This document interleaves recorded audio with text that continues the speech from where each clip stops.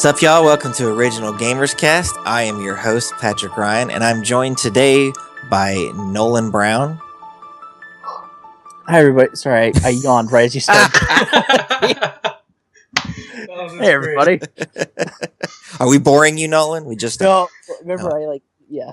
just woke up. No, I know that feeling. If I hadn't had a dentist appointment this morning, I would have slept until about 20 minutes ago. So just like I felt it on. I'm like, no. Yes, I feel you. And Joel is not joining us today. He does not enjoy Japanese RPGs as much as the rest of us do. So our sound guy, LJ, is joining us. How you doing, LJ? Doing good. What's up, everybody?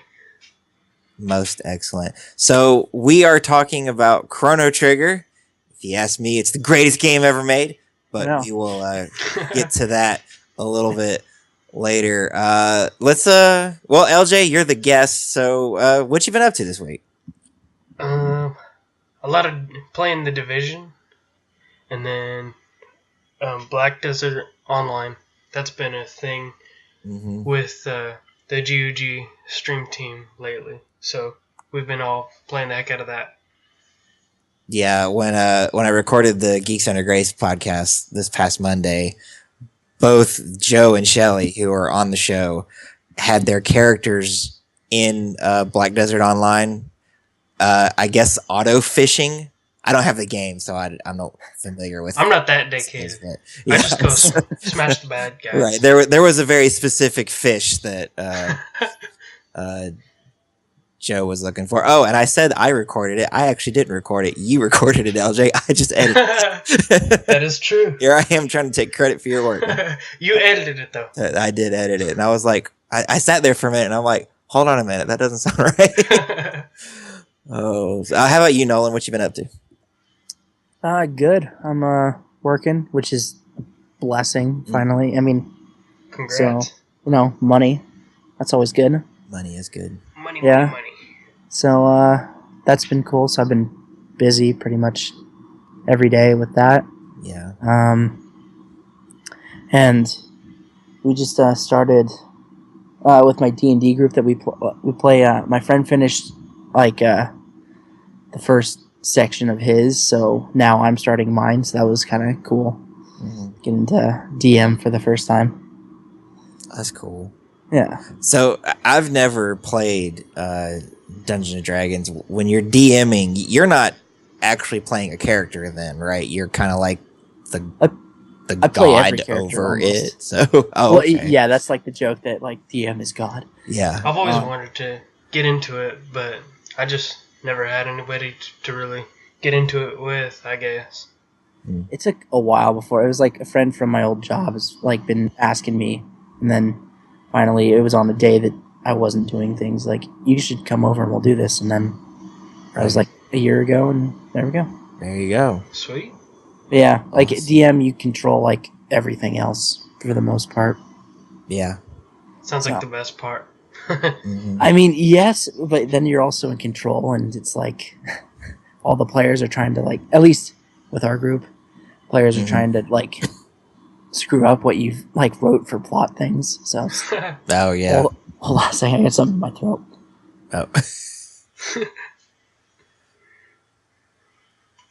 Oh. Much better. Okay. Sorry. Thank goodness for mute buttons. Right? I was like, yeah, mute button. Yeah. Okay. Yeah. All right. So. Well, I've been very busy. I got a lot of big changes coming in my life, and by the time anybody listening to this hears it, those changes will have already taken effect. But since I'm not ready myself to talk about it publicly yet, I'm going to keep that under wraps. But I do have a lot of big things coming. I'm trying to get into ministry full time. I used to do these videos on my YouTube channel pretty regularly, and I haven't been doing that. And I used to blog, and I haven't been doing that. So but when I was doing it before, I was just kind of flying by the seat of my pants. I didn't really have a plan. I just would sit down in front of the computer, and whatever happened. And I decided that if I would actually sit down and make a plan, that I might actually stick to it. So I've been working on that. But again, I'll talk about the plan later. And one of the great things about being on a podcast is being able to use that to plug it. So I'm sure I will discuss that at length later. But for the time being, it's been planning that and going to work and playing games. I just finished Sunset Overdrive for Xbox One the other day. Oh, that game looks so cool. It was so much fun. Oh, and it is spoiled me. So when I got Titanfall, I love that game, by the way. The mobility that game gave you over any other first-person shooter kind of spoiled me. So now when I go back and I play Halo or Call of Duty, I'm like, I'm playing a sack of potatoes that carries a gun. And I want to be able to wall run and do... Well, Sunset Overdrive has done that to me for open world games. I'm sure next time I sit down and play Grand Theft Auto 5, I'll be like, why can't I jump up this building? This is stupid. It looks a lot like Infamous to me, in a way. That's what I thought. Similar, or if you've played Crackdown. Oh, yeah. That it shares, but think of like if Infamous and Crackdown had a baby that was doing steroids. That would be this game. It's over the top and crazy, and it's very much the character. No one else in the world is aware of this, but your character is very aware that he's in a video game.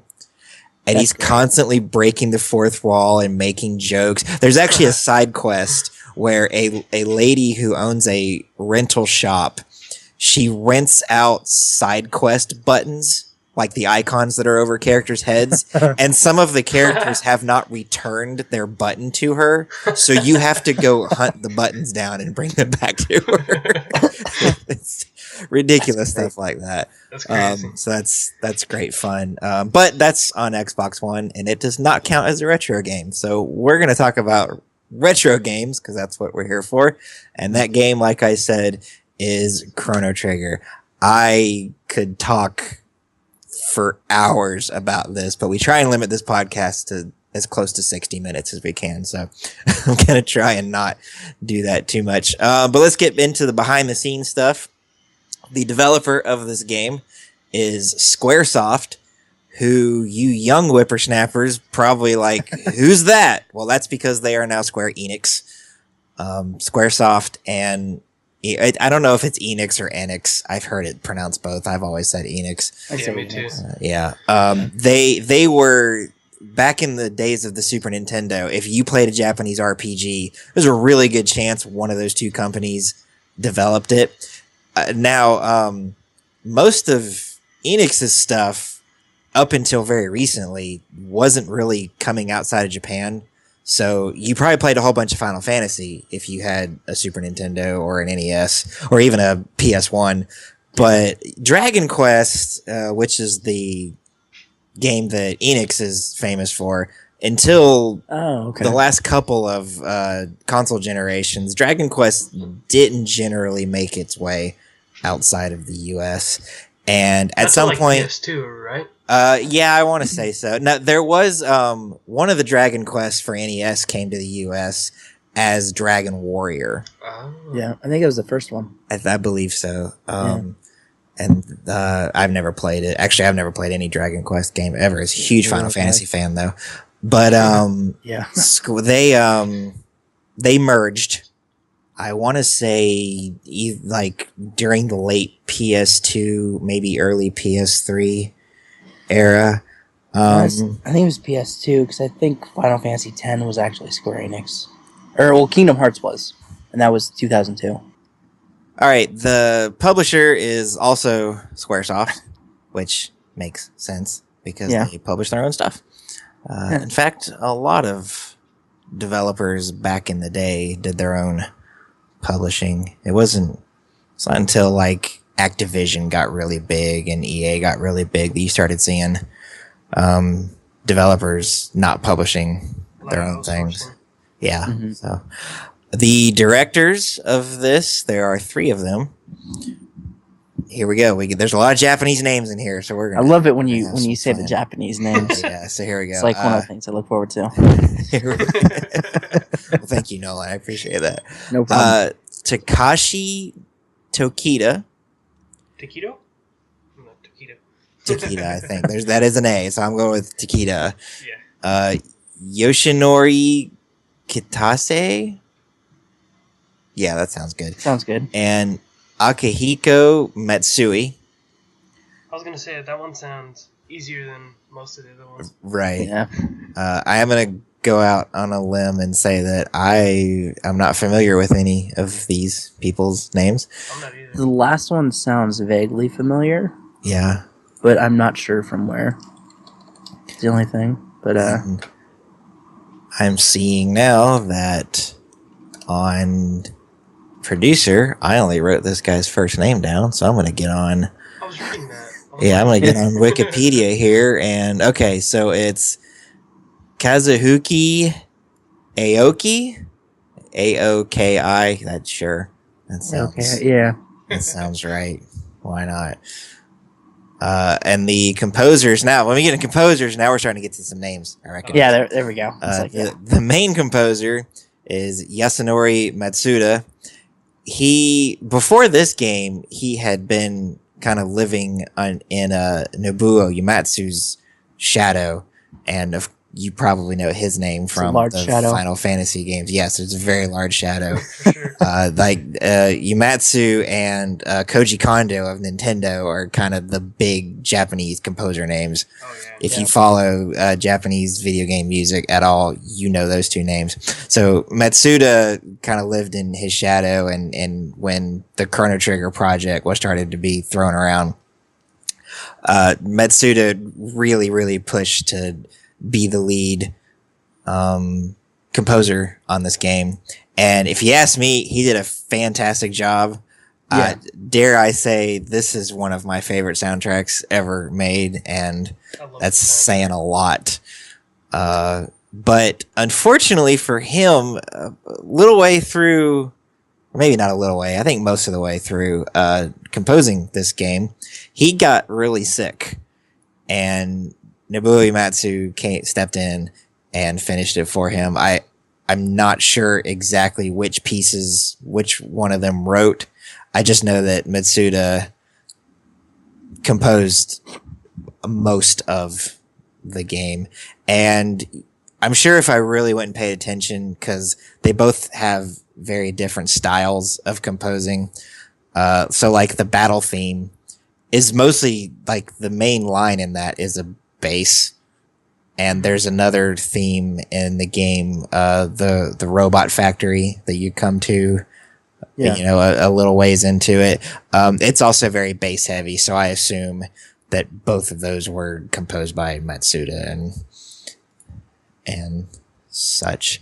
So anyway, that's their story. This game, now the way this game was created, this has 3 creators, and that's a very interesting story because they all come from different backgrounds. So you have Hironobu Sakaguchi. He's the creator of Final Fantasy, so he worked for Squaresoft. But then you also have Yuji Horii, and maybe it's Horai, because there's 2 I's at the end of his name. I don't know. But yeah, I know they pronounce like each individual vowel. Yeah. I want to say that's right, but it could be wrong. Okay. Anyway. Right. But he's the creator of Dragon Quest, so he worked at Enix, which of course at the time, Square and Enix were each other's biggest competitors because they were both making RPGs. Yeah. And so they came together and had this. And then they also brought in a name that a lot of you probably know, Yes. Akira Toriyama, Yep. who is the creator of the Dragon Ball series. And that's why if you look at the art direction of Chrono Trigger and the art direction of Dragon Ball, they look the same. Dragon Ball Z. Because they are the same. Yeah. Chrono definitely looks like if he were to scream really loud for a few minutes and his hair would turn yellow, he would be a Super Saiyan, and that would not look weird at all because he looks like one. I always thought it was funny. It was the girl from like the far past. I can't remember her name now. I'm sure you know. Ayla. Yeah. Yeah. I thought she looked like Android 18 for the longest time. Does like just she's like got the face. Exactly. It's just Android 18. Right. Yeah. Oh. So the platforms that this game is on a lot of platforms. Yes. In fact, I think it's of all the JRPGs I've played, this has probably been moved around to more platforms than any other one that I've played, and for the most part, fairly untouched. I know when Final Fantasies started coming out on the DS, they did a lot of they practically rebuilt the games from the ground up, and same thing with their iOS counterparts. But Chrono Trigger, except for one difference, is largely unchanged every time, but we'll get to that. So it came out on the Super Nintendo Entertainment System on March 11th, 1995. I'm willing to bet that, I'm getting all this off Wikipedia, and it really just said that. I'm willing to bet that's the Japanese release date, and that the American release date was later. But either way, that's really late in the Super Nintendo's life. The Nintendo 64 came out the following year. Oh, wow. So was it 96? Wow, yeah, it was. Yeah, it was. Wow.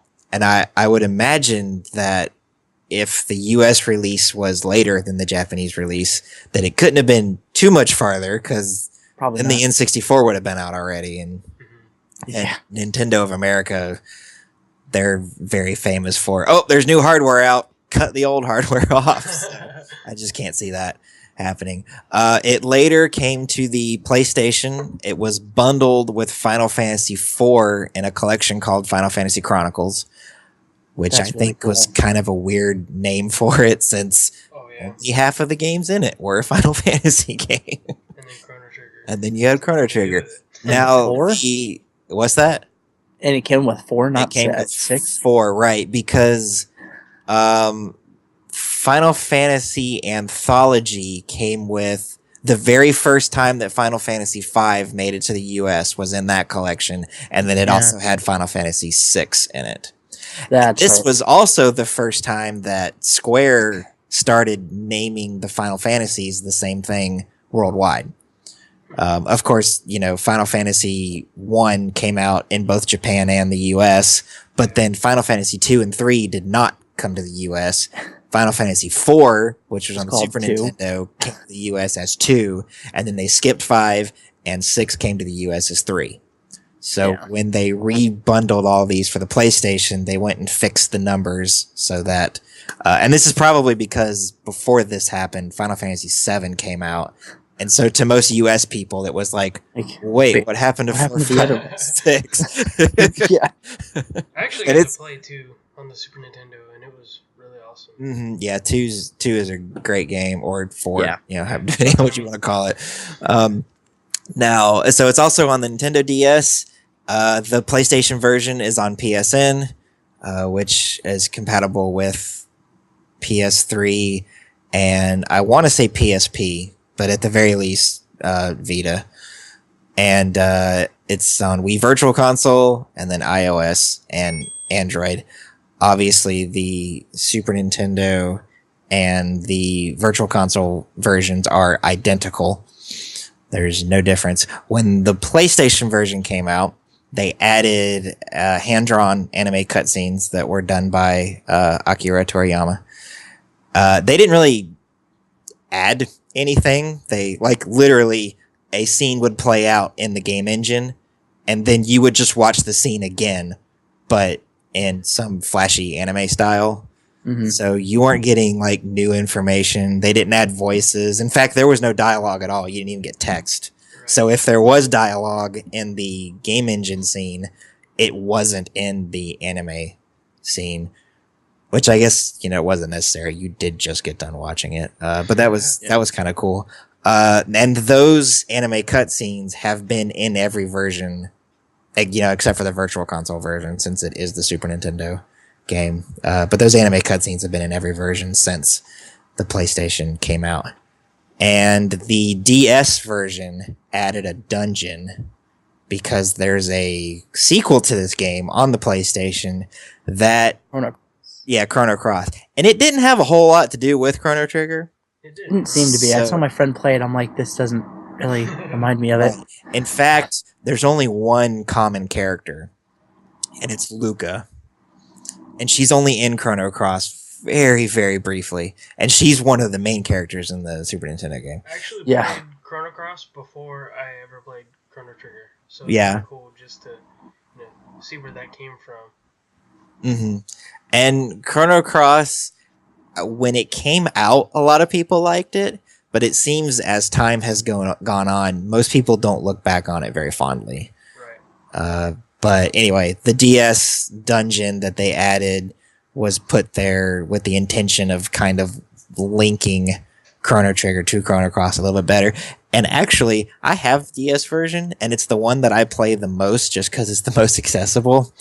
And that's the one I have. Yeah, and I've never played that dungeon. Like, I get to the end of it, like what I'm used to in the Super Nintendo game, and then I go, okay, I'm done. I've just never, for all I know, that dungeon is great and wonderful, but I've never played it. I would not know. And I want to say that dungeon is in the iOS and Android versions, but I'm not 100% certain about that. There's no way I was going to get it on iOS. Right? Yeah, I heard, though, that all things considered, it's not a bad version of the game. Okay, cool. The only version of the game that I've heard is bad is the PlayStation version, and that's because it's got horrible load times. And unfortunately, from what I've read, they did not fix those load times when they ported it to PSN for download. So while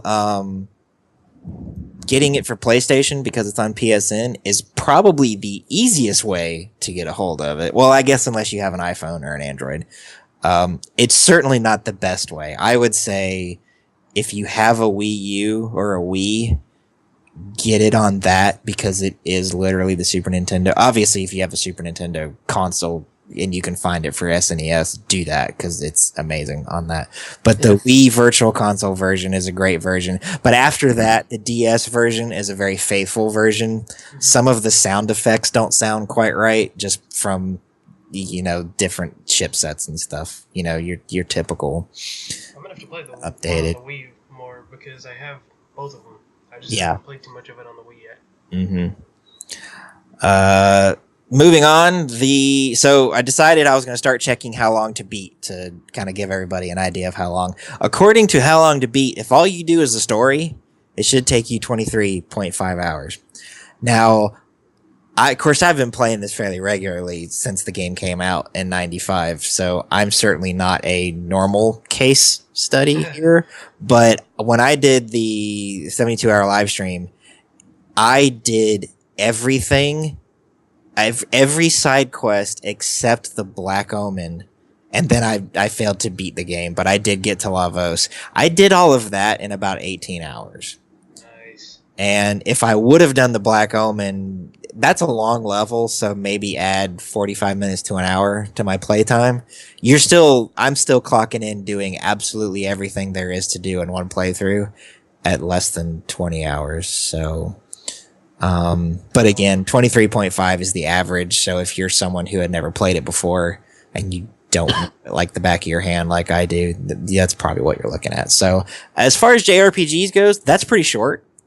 And yeah, it is. I like that. I love like Final Fantasy VII and Final Fantasy IX, but I'm 31 years old. I have a job. I have a family. I don't have 40 and 80 hours to pour into one game anymore. So 20 hours, I kind of like that.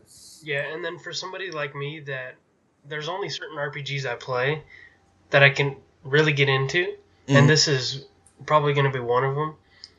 And then that sounds like a good time frame for somebody like me who is probably considered an RPG noob. Yeah. So anyway, let's get on. So I did a little rearranging. If you've listened to the podcast before, we typically went into art style and sound design and things like that, and it just didn't feel natural. I really felt like I wanted to start going into our personal experiences with the game first, and I was having to force myself to not do that because that's just how I had the show structured. And this week I went, you know what, forget that. I'm changing it because I'm the host and I can do what I want. So that's what we're going to do. So we're going to talk about, I've already talked a little bit about what this game means to me personally. I mentioned that if you ask me, this is the greatest game ever made. I said earlier that I've been playing it on and off really since the game came out. This is the game that I have very easily beaten the most of any game that I own. And then that includes like Super Mario 1, which you sit down, you beat that in one sitting and you know, and you're done. Kind of have to. Yeah. Right. I have not beaten Mario 1 as many times as I've beaten this game. I love it. It's just the characters are there's not too many and there's not too few. That's a problem. I think some Final Fantasy, especially like I love Final Fantasy 6, but there's something like 20 playable characters in that. Yeah, that's so many. That's the one thing I don't like about that. I'm like, there's too many. I don't know. Right, and not only, and you can only have now in that game, you can have a pretty big party. I think it's 5 or 6 characters at a time, which is unusual considering most JRPGs, even today, limit you to 3. Mm-hmm. Yeah. But, you know, having that many characters, you don't have enough time to get attached to any of them. You certainly don't have enough time to make any of them powerful enough if you're trying to use them all fairly equally. By the time you get to the boss, instead of having 6 really good, powerful characters, you've just got 20 characters that are all going to get absolutely destroyed. Yeah. Right. Wrecked by a evil clown. Yeah. So I like that Chrono Trigger really kept it simple. The world isn't too big. That's another problem with, say, like, especially Final Fantasy VII. Your overworld is huge, and there's this planet, and part of the story of that is like how there's too many people on the planet. But then you look at how many people actually live in this world, and you're like, there's 17 of you. Why are you complaining about overpopulation? Yeah. And Chrono Trigger keeping the playable area to a very small group, even though there's still not a whole lot of people on the planet, it feels pretty dense. Mm-hmm. Yeah. The music is fantastic. I've already talked a little bit about that. Matsushita did a fantastic job just making it sound different, and I think that had a lot to do with most RPGs they're stuck in a very medieval kind of setting. Even when they toy around with futuristic stuff like Final Fantasy VI did, it's still very rooted in this is like a medieval. I guess in 6 it was sort of steampunk. Yeah. Before that was a popular term to throw around. But this game, you went all the way back to something like 65 million BC, and you also went well into the future. And so you got your primitive setting, and then you had your medieval setting, and then your futuristic looking setting, and it was just, it kept it interesting, and nothing ever got stale. Mm-hmm. And again, the length of the game is just right. Like, I really do feel like if that game would have even been 2 or 3 hours longer, that would have been too much. But if it would have been 2 or 3 hours shorter, I would have felt like I didn't get enough of what I wanted.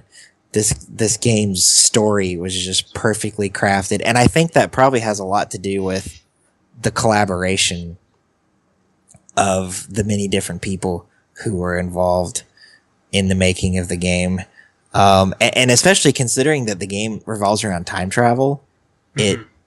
it makes sense. There's not a lot of like, oh, well, that wouldn't work because of time paradox. And I'm sure if I sat down and picked it apart, that I could find something that was just like, no, this doesn't work. But just playing it, not even casually, but as seriously as I do, it makes so much sense. And there are very few games in this world that I would say you need to go buy a piece of hardware so you can play this game. This is one of them. If you have not played this game and you don't have something sitting in your house that will play it, now, and chances are you do, because if you're listening to this podcast, so many platforms. you probably have a PS3 or a Wii U or an iPhone or an Android phone. But I gotta be honest, if you don't, get on Amazon.com right now and buy one of their $50 Fire tablets and download the Android version. I mean, would I suggest that you play a console version of this game? Absolutely. But if the only way you're going to get to play this is to spend $50 on Amazon's tablet and then the $10 on the app, do it. It's that stinking good. Totally agree. And now I've professed my love for Chrono Trigger. Let's Nolan, tell me about your experiences with this fine piece of art. Yeah, so I'll say it again. I grew up. I didn't have a Super Nintendo. Technically, I still don't. I have the Retron, but that was only like about 3 years ago I got that, so I kind of missed out on a lot of those great games, unfortunately. However, this, like, and you hear about, like, oh, this is a game you should get. This was definitely one of those games that's like, okay, if you like RPGs, this is like the grandfather of RPGs or whatever. You know, like, this is one that you need to get. So I've always been looking for it. I mean, off and on, you know, it's one of those games because I have a kind of like how Joel has a classic game store. I have one in town too. Mm-hmm. I go to, and then about a year ago, I think it was, I was in there looking for Super Metroid again. They didn't have it, but then right there on the shelf was the DS version of this. I'm like, oh, hey, look, Chrono Trigger. I'm gonna grab that. So then I sat down and started playing it, and it's fantastic. It's a great game. Like, I love RPGs, so it was great. I didn't beat it. I stopped. I forget why. I think I stopped playing it because it was late one day. Then the next day I got something else, and I'm really bad about when I get new games. I forget about other games. I have. Me too. Yeah. But I have it there. I mean, I think I got probably about 3/4 of the way through. I think. I mean, I have about 15 hours into it, so I don't know exactly, but it's, from what I played, it's a great game because I love how you can use different characters to do cool combo attacks. Like, that was, to me, was like, oh, that's really cool. And yeah, like those team up attacks and stuff. Mm-hmm. Yeah, exactly. Like, that was cool. You know, hey, look, a giant frog just dropped on everybody and destroyed everything. Right? Why not? Yeah, like, that's one of the things I like about this. So while I do not have as much experience as Patrick, but then again, most people don't. It's a really cool game. I enjoyed it a lot. Mm-hmm.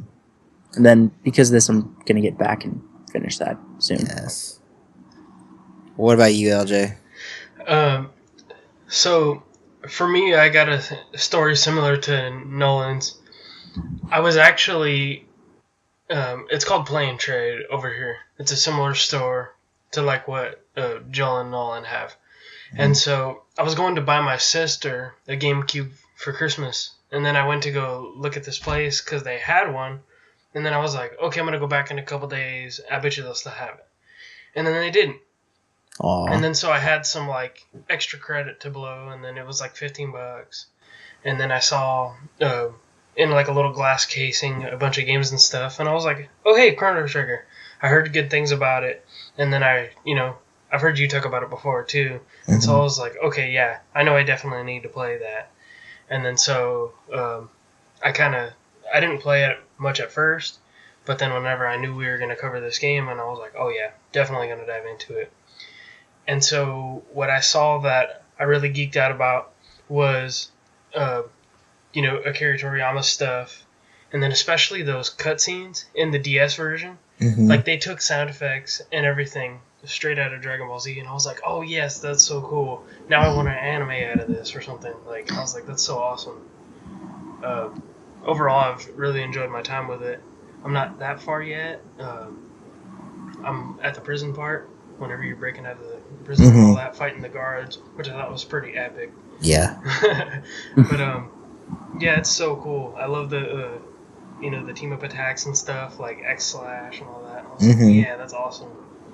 But yeah, just being a Dragon Ball Z fanboy that I am, like I spent so many years watching Dragon Ball Z beginning to end with my brother, and I think even my dad would get into it, and then so I played all the other, all the video games for Dragon Ball Z that came out. And so I had not played this yet. And then I played through all the Legacy of Goku games. I think it was 1, 2, and then the last one was Blues Fury on Game Boy Advanced. Mm-hmm. But when I saw this, I was like, oh, wow, because basically, the artistic nature, came full circle because they're kind of related to each other. And those games look fully inspired by this. They're not turn-based combat, however, but just everything, like Chrono Trigger is like all over those games, which makes me appreciate them like even more than it used to. Yeah, absolutely. So we talked a bit about the art style and sound effects and stuff, so we're going to go ahead and dive into that a little bit further. As we said, so yeah, Akira Toriyama. I'm not a huge Dragon Ball fan, so I got to keep scrolling up in my notes to get this guy's name. He did all the animation, or at least the character design for the game. So Chrono looks similar to I guess Goku, and especially with his hair, it's all spiky and everywhere. And as Nolan said, Ayla and Android, what is it, 18 or 18? Yeah, Android 18 look very similar to each other. I'd say that's a good thing. Even though I'm not a huge Dragon Ball fan, I do like the art style. It stands out where a lot of anime kind of starts to look the same. His style looks very different, and you can definitely tell that if it looks like that, either he did it or somebody who's heavily influenced by him did it. The soundtrack is very different to your typical Squaresoft soundtrack. Most of the Final Fantasy soundtracks are very orchestral, and there's a lot of synthesized strings and horns and these big epics, almost like John Williams had scored it for say Star Wars or something. The soundtrack to this is a lot more industrialized. There's like I said, there's a lot of the songs are pushed very heavily by the bass guitar. There's a lot of drum sounds in it. So it's very different. It's very unique. In fact, a CD was released with jazz arrangements of 10 of the more popular songs in it. I have it. It's called The Brink of Time. I'm gonna look that up. It is fantastic. I bought it a few years ago, and if you can find, it's not in print, so if you can find it, it's probably used. And it's most certainly been imported from Japan, because I don't think they officially sold it outside of Japan. But it's so good. It's got more. It's just 10 of the songs, but they're 10 of the more popular tunes from it. If you've played through the game, you'll recognize every single piece on there. And there's not a single one on there that you're like, no, that was a stretch. They all work, and very, very well. I totally want that battle tune as my ringtone now. Yes. After playing it all morning. Yeah. I'm trying to learn the bass, and it's my goal I'm going to learn to play that. Play the battle tune. Absolutely. Sweet.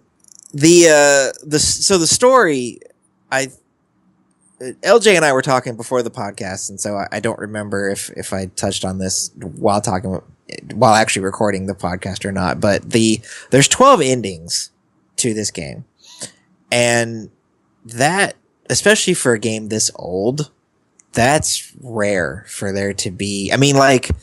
So Super Metroid, I think the ending was determined based on how quickly you got through that game, but for the most part, it was you saved the monkey things. Yeah, and for the most part, it was really just, it's the same ending, but more of Samus is like, she takes her helmet off, or she takes, very weirdly, I think she takes like part of her robot suit off, and she's in a bikini, which that's weird for Nintendo. Yeah, but at the time. Right.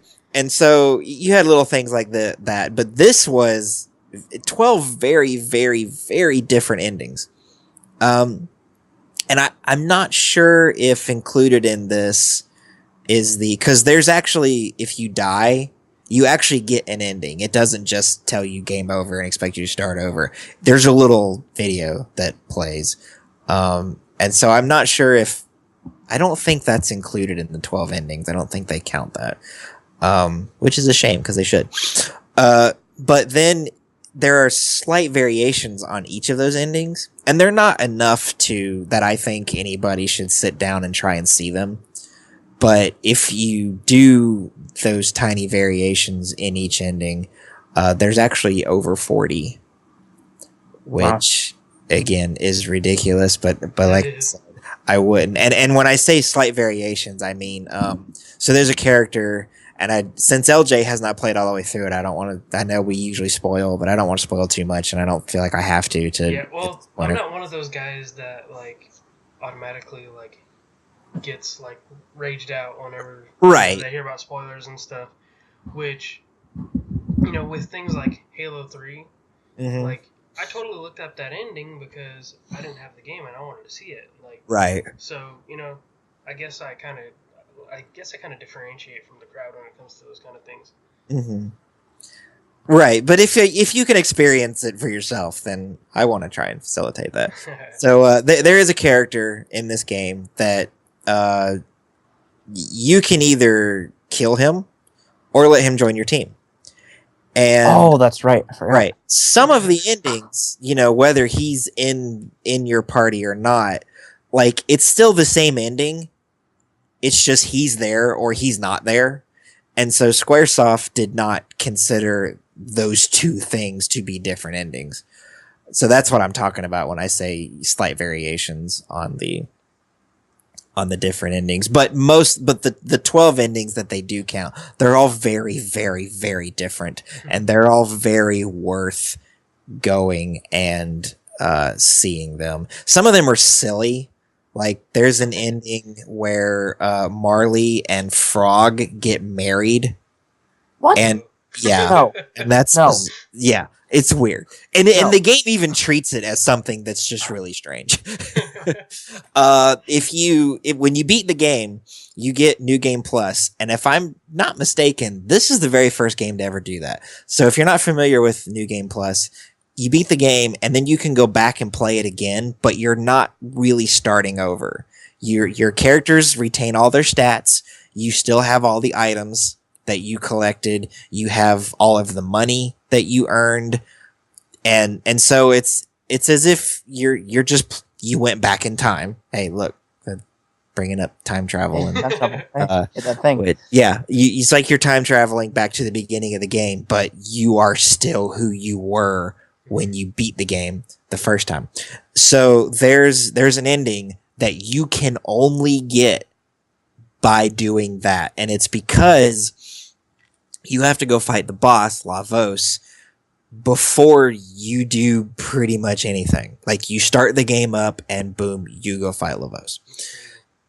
And most people, so at the beginning of the game, Chrono, which is your character, bumps into Marley, and she follows you around, and you go to this sideshow of your best friend Luca, and she's got this telepod, and something goes wrong, and Marley winds up getting sucked into a time portal and traveling back in time 400 years. Because the game takes place in 1000 AD, and she goes back to 600 AD. So while you're at the sideshow, there's a little bucket in the bottom right corner of the screen that has a portal that wasn't there before, and it will take you straight to Lavos.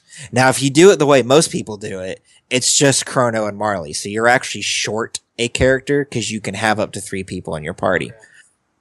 I have, and I'm sure there's a lot, like, I'm not saying this like no one's ever done this before. I'm sure a lot of Chrono Trigger fanatics have done this, but if you wait until Marley gets sucked into the portal, and it's just Chrono, you can then go to that bucket and fight Lavos with just Chrono. And I have beat the game that way. And that ending is just, you're in a room, or you're in one of the levels, which is the end of time. And there's a bunch of avatars there that are digital representations of the developers of the game. Oh, cool. And they'll say silly little things, and of course some of them were very poorly translated, so a lot of times what you're reading doesn't make any sense at all. Yeah, of course. Right, but and then what's really funny is the only way to end that ending is to talk to every single one of them, and after you talk to the very last one of the characters goes, "Okay, now we're gonna play you the credits, but we're gonna play you the credits the way you've always wanted them to be," and they go by like super fast, like it's done in 30 seconds, and it plays the ending theme, but it plays it super fast, and it's just silly little things like that. That's funny. Yeah. So I got a question. Whenever you go to fight Lavos or whatever, can you just go back to that previous game and maybe like grind a little bit? Like, yeah. Okay, cool. So what'll happen is on the menu screen, you got your 3 save files and they're all still there intact. If you just open up the save file that you beat the game in, you'll be right before you went and fought Lavos. Oh, okay. If you want to start the game over, you have to select New Game Plus, and then it will tell you, okay, pick one of your save files to start over. Okay. And in fact, if you wanted to, you could select New Game Plus, and if you have a second or third save file that hasn't beaten the game yet, you could still start that file over with New Game Plus if you wanted. I don't know why you would, but right. Yeah. The New Game Plus system is actually applied to the entire cartridge and not just to the save file that you beat the game with. Oh, okay, cool. So that's pretty neat. And then that way you can, so say you want to get an ending that is only about 1/3 of the way through the game. You can go ahead and get that ending, and then you can start the file over again after that if you want to, and try for a different ending. And that's actually why New Game Plus was put in this game, was they wanted to do the 12 endings, but they knew that no one would be powerful enough to fight the boss any earlier than the end of the game on your first playthrough. And so that's why that exists. In fact, there's the very last side quest, which is the Black Omen. I wouldn't even try that my first playthrough. I would New Game Plus it, because that level is hard. That's good to know. And I want to say when you get to the end of that, you have to fight the queen, and then it immediately throws you into the fight with Lavos, so you don't even get an opportunity to heal up. Oh, You're wow. just like, okay, here you go. All right, you're ready to go. Good luck. But yeah, this game's just, it's amazing. Like I said, I could talk for freaking hours about this game. I do want to go ahead. We got some trivia here. So, the 12 endings we talked about. We talked about the jazz CD, but also the soundtrack for this game, for the time that it came out, is unusually large. When they did a commercial pressing of it in 95, when the game came out, it took 3 CDs to get the whole soundtrack on that. Dang. And a lot of RPGs have a lot of music, but that's a lot. Yeah, this is a lot. Even in Final Fantasy, you'll hear the overworld theme a lot. And in this game, since you have an overworld theme for 65 million BC, and then the Enlightened time period, the medieval ages, the present day, the future, the end of time, and the day of Lavos. So that's 7 overworld themes, whereas most Final Fantasy games have one. Just get one that you eventually get tired of. Right. and a lot of the levels have, or a lot of the sections on the world map have unique music depending on what time period you're in. And so you'll get one location that has 4 or 5 different pieces of music to go with it, just depending on what era you exist. And that's another cool thing about the game, is the forest outside of Castle Guardia in 600 AD looks slightly different than it does in 1000 AD. And all that stuff, and the map changes as you travel through the time periods, and it's just, that really stuck out to me, because in the past you have that little canyon area, but in the present time it's the village and stuff like that. Right. Yeah. And it's just so neat.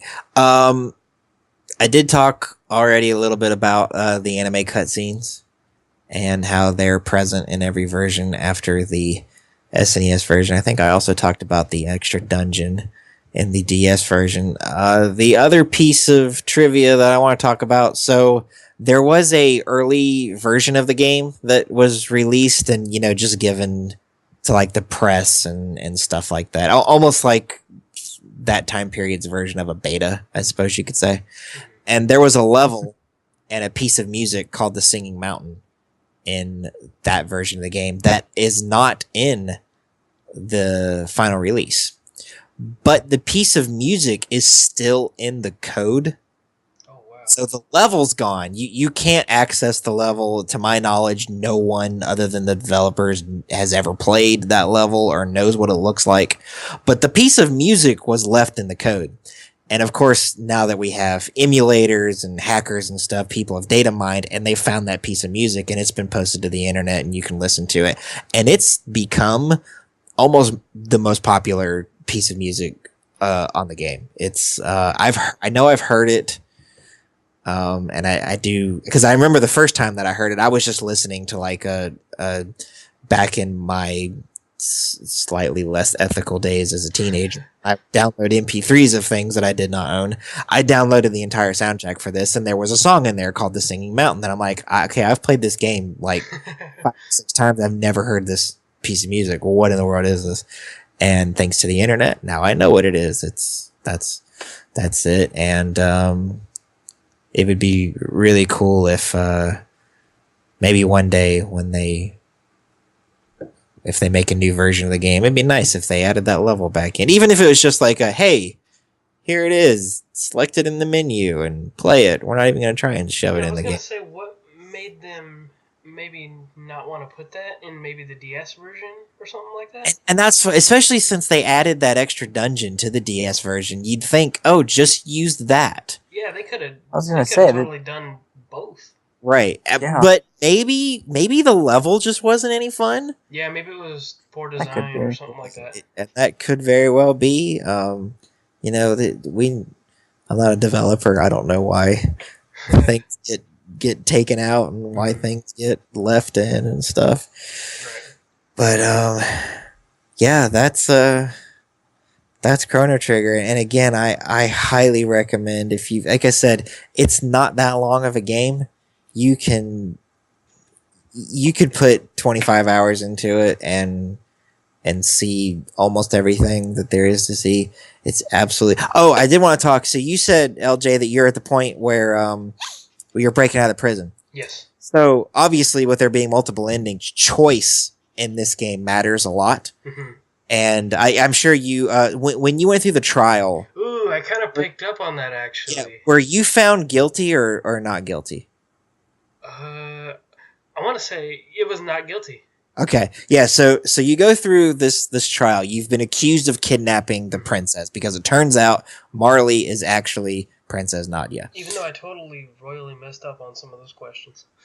Yeah. So you get asked, they bring in character witnesses, and there's an old man that had some lunch on a table, and you could totally just walk up and take that dude's lunch. And if you're playing this game like you would any other RPG, taking stuff that doesn't belong to you is just kind of part of the game, and you wouldn't really think anything of it. But if you do this, that guy shows up to your trial and is like, that punk stole my lunch. And so then the jury might be like, well, hey, he stole this dude's lunch. Why wouldn't he kidnap the princess? But then there's also a cat that's there, and a little girl is missing it.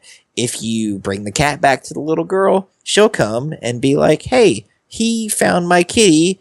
I can't see why somebody who would return my cat would kidnap the princess.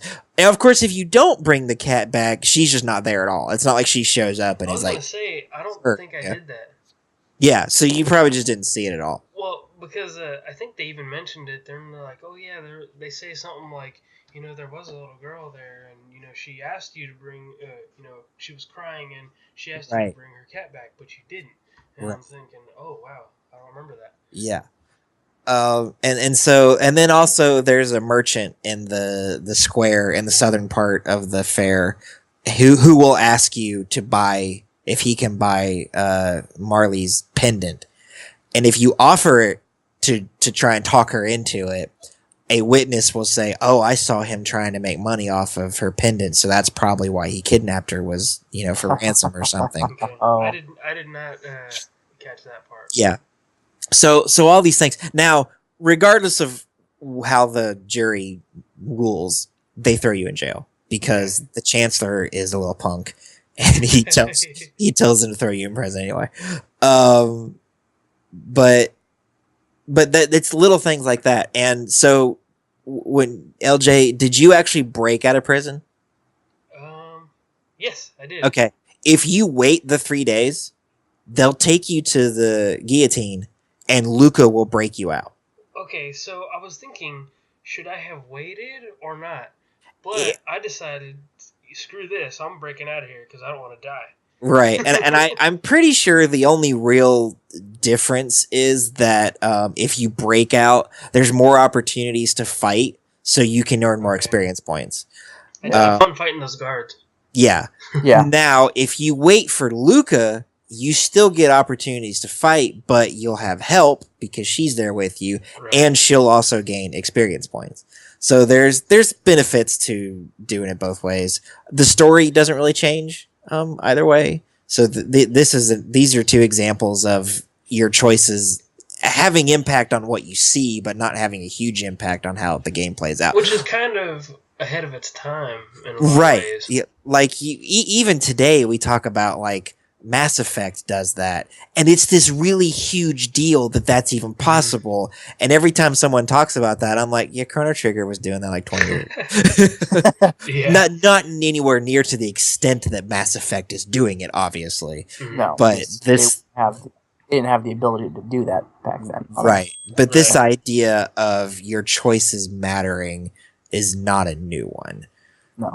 We've been doing this but I would say that this game probably did it better. I would say even than most modern day games. Well, yeah, because like I can't remember one off the top of my head, but there's things where they give you choices and you have all these things that are supposed to affect like the very end of it, and then maybe it just affects some things that play out, and ultimately it doesn't completely change the ending. Right. Yeah, and there's that character that you have the option of killing or keeping alive. Whether you do that or not actually has very dramatic consequences for one of the other characters. Oh wow! Like, and you wouldn't know that. Like when you get to the point where you get to pick what you're going to do with this character, there's no indication whatsoever that this change is going to happen. It's not until you beat the game that you're like, oh, that happened because this happened. Or this didn't happen because I did such and such. That's cool. So it's really neat. See, I guess that is where I really do appreciate like having things not spoiled for me, because that happened with Undertale.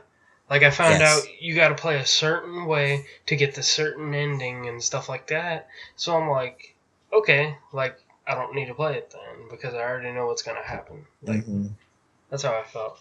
Yeah, I will say. So if you're listening to this and you haven't played Undertale, mute me for a minute because I'm gonna get into something that happened to me and I don't want to spoil it for you. But I was playing through it, and somebody I'm streaming it while I'm playing. I'm streaming it to Twitch, and while I'm playing it, there are people telling me in the chat room things that are happening and like what I should be doing. And so I get to that first quote boss of the game, the goat cow look, I don't remember her name. Oh, the mom? Yeah. And of course she has throughout my time with her been telling me pretty straight up, you can play this game and not kill anything. Right. Like you can totally go through this and never shed one drop of blood. But I being the guy I am who's been playing video games for the last 25 years of my life, I'm like, no, you're full of crap. I've heard this story before. I'm going to kill you because that's what you do in these games. And so had no one told me what was going on, I would have gotten to the end of that game and maybe kind of felt bad because I just needlessly slaughtered an entire race of creatures because I thought I was supposed to. Yeah, they call that like a genocide run or something like that. Right. And I probably now I've heard getting a genocide run is actually pretty difficult. Even if you killed everything you came across, you wouldn't necessarily get the genocide run because you have to kill characters that you might not have met. Oh, wow. But so that's how I'm playing it. And then somebody tells me, is like, why'd you kill him? I'm like, well, I just, I thought that's what I was supposed to do. And so then they kind of spoil this ending for me. And now I'm kind of at the point where I'm like, you know what? Just because you told me, I'm going to kill everything I meet. and actually that's why a lot of people that I know who like the game, they let these characters live. So they know their names and their backstories. And I'm like, no, I met him for like 3 minutes on the side of the road and now he's dead. And that's because he looked at me funny. So that's it'll still be interesting to go play through it. Right. But maybe I will, if it kind of ever dies out a little bit, because then I can enjoy it without having anybody, keep talking about it. Or maybe I'll just make, a Let's Play or something. Yeah. Yeah. So if you did skip that conversation and you're just joining us, let me tell you, if you're going to play Undertale, do it by yourself. Mm-hmm. Tell anybody that you're playing it. Certainly don't stream it. Just enjoy it for what it is, because even though I'm still enjoying it, I definitely know I would be having a very different experience if I did not know what I was doing going into this. But yeah. So Chrono Trigger. Yes. You don't get that luxury of Chrono Trigger because this game's like 20 years old. If you haven't beat it yet, I'm sorry. That's your problem. And then so it's cool, hearing you talk about those different choices in that game. Mm-hmm. So now it's going to cause me to maybe think a little more. Yeah. Because whenever I was doing that trial, I was like, wait, I don't remember any of these things that I did, so right. I don't know if I'm telling the truth or actually lying or not. Mm-hmm. And then what's really neat is if you can, remember how you played it the first time and then go back and play it a second time and do the other thing if you think do it. Yeah. And so it's, I'll even say, so the ending, if you get all the way to the end, you've done all the side quests, you've saved all the people, you've killed all the bad guys, you've done everything. There's still 2 ways that game could end, and it's all dependent on whether or not you fed your cat. What? Yeah. and the endings are drastically different. Wow. If you didn't feed and you don't even know if you can feed your cat. Like, it's something that you would just stumble upon. I know I did when it happened. I was like, oh, hey, cat food. That's fun. And then I never thought about it again until the end of the game. So it's little. So there's big decisions that have big consequences. There's big decisions that have little consequences. There's also tiny decisions that drastically change how the game plays out. Spoiler, the cat kills Lavos. No, I was going to say, last second, just like giant mecha cat just comes in and just destroys Lavos. You're in 1999, which actually, that's when the world ends in that game, so we got lucky. We made it. We lived through it. It's you, Lavos. No, but yeah, you're in 1999 in the shell of Lavos, and Chrono's got 1 HP left, and your cat shows up. And it turns out Lavos is allergic to... No, I'm just kidding. Sounds like T2 now. 1999. Or no, what was that? Shoot, no, I can't remember. When, T2, when the... Terminator? Yeah, when it was supposed to end. I don't remember when the world was supposed to end. I don't remember either. And that's one of my favorite movies. Yeah, I know. I love that movie. Now I gotta go watch it. Yeah. Oh, I wonder if it's on Netflix. Anyway, I doubt it. I think if it was, I would know. Yeah, probably. First one was. Actually, I think the second one was too. I seem to recall that they were, even if they're not now. But Not anymore.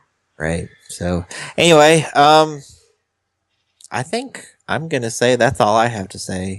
You guys want to add anything? Only the fact that I'm really enjoying this game, and I would say it is on par with one of the best RPGs I've ever played. What's the best one you ever played? Another one that was really near and dear to me back on the Dreamcast was Grandia 2. I've heard of that, yeah. Yeah, they had it on the PS2, and then it just got a re-release on Steam, which I grabbed that day one. Yeah. Because I remember I played the heck out of that. So, it's right up there with that one. Yeah. And then Final Fantasy 9. Oh, Final Fantasy 9. It's so underrated. Mm-hmm. I love that game. That's probably the only Final Fantasy of the first. Actually, so far that's probably the only Final Fantasy I haven't played. Wow. Besides, like, the online ones. You're missing out. Yes, you are. And I think the reason why that game doesn't get the attention that it does is because 8 was so mediocre. And I grew up with that one. And I really enjoyed it. But when I look back on that, it does feel kind of outdated and just kind of long and boring. Yeah, and I think it was also kind of toward the end of the PlayStation 1's life, and so I think a lot of people were like, and it also returned to, getting off here if we have one of our tangents. Most Final Fantasies 1 through 5 were all stories about the crystals, and then 6, 7, and 8 were not about the crystals. In fact, they weren't even crystals in it. And so when 9 kind of returned to that, I think I think that kind of put some people off. Like, it's just the same thing over and over. But it's so good. Because then Vivi's like, the classic mages and stuff. So there's a lot of callbacks to the originals. Okay. Yeah. It's so good. If you like Bravely Default, you'll love Final Fantasy 9. I have not played that yet. Though.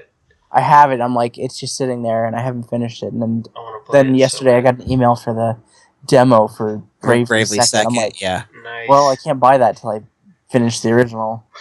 Yeah, I've maxed all my characters and all the jobs out. Like, I cannot grow anymore. The boss still slaughters me like I'm nothing. And I'm just like, I don't even know if I want to try anymore. I think I'll just look the ending up on YouTube and then go buy Bravely Second because it's ridiculous. But anyway, so I guess that's gonna wrap it up. Joel picked. No, wait. Spyro. Yeah, Joel does pick the next game, but he's not here. So LJ, why don't you go ahead and tell us what we're playing next week? Okay, so next week we are playing Spyro the Dragon on PS1. On PS1, right? Yes. Okay. Yeah. I thought it sounded like you said 4, and I was like, no. I wish. Yeah. No. It's so it's available on the PlayStation, of course, on disc, and you can get it on PSN. It's PS3 and PSP cross-buy, and I think when I looked, it was about $6. So that's not bad at all. No. Not bad. If you can pick that up. I like I've said before, we're ahead of recording. Like when we record, then it airs a few weeks afterward, and we're actually going to take some steps to make it so that we're on the same page. But that'll be coming later. At the time that we record the Spyro episode, I will be out of town, so LJ will be here again, but Joel is going to take over hosting duties for me, and that actually kind of works out pretty good because I know absolutely nothing about Spyro other than he's a dragon, and now his games have turned into Skylanders. That is we won't talk about that. Right. That is the extent of my knowledge of Spyro. But I do want to say that then the week after that, we're playing the original Pokemon games. Yes.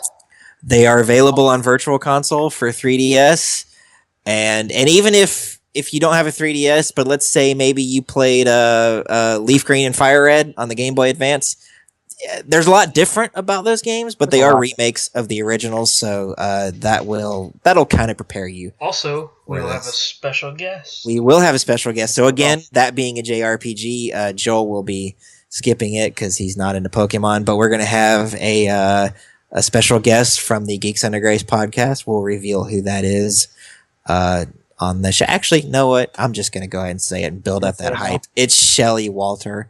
Yeah. So, hey, Shelly. If you guys listen to the Geeks Under Grace podcast, and you should if you're not, she's one of the co-hosts over there. I've gotten to know her pretty well, or at least as much as you can possibly know somebody over Facebook. Over the last year, she's a lot of fun to be around, and she's a super huge Pokemon nerd. So it'll be a lot of fun to have her on the show talking about them Pokemans. So, all right. Well, it's not just me nerding out, thankfully. That's right. It's like, yeah. So, Nolan, where can people find you on the interwebs? You can find, and I'm going to redo this because I think last week when I said my Twitter, I think I said it incorrectly. Oh. So, because I use a lot of the same thing for a lot of it, and there's like subtle differences, and I think I gave the wrong one. Okay. Or not, just kidding. I gave the right one. At Bassman214, and that's like bass guitar, because I played that and gave myself that nickname. It's like Bassman214 or Icy White Falcon on pretty much everything is where you can find me on anything, pretty much. Like Xbox is Bassman214. YouTube's is Bassman214. Twitch is Icy White Falcon. Same with Steam. Mm-hmm. And I'm sure there's something else that I can't remember, but those are the big things. Okay. So, yeah. And what about you, LJ? A page I use a lot is my Facebook fan page. So that is facebook.com/ELJAY337. Twitter is ELJAY_337. And then my Twitch is twitch.tv/WarHeroLJ. There's a little story behind that too, but I'll save it for the next time. All right. Cool. And you can find me on Twitter at Patrick Proper. I also have a Facebook fan page. It's facebook.com/PatrickHCP. I told the story about Huge Cow Patty on the Halo edition of this podcast. So if you want to hear that, go pull that up in the archives. I got a website and a few other things, but like I said earlier in the episode, I'm doing a lot of kind of planning and redoing. So if you want to, you can find that at patrickallenryan.com. But for the time being, there's probably not a whole lot there to look at. So that's going to do it. We are going to try something new this week, and instead of playing our normal tune, we're going to try and pick a song from the game that we talked about and play it just a little bit. So as we say goodbye, enjoy whichever piece from Chrono Trigger we decided to put here in the editing process. So have a good one, and we'll see y'all next week. Bye, everybody. Adios, amigos. Excellent.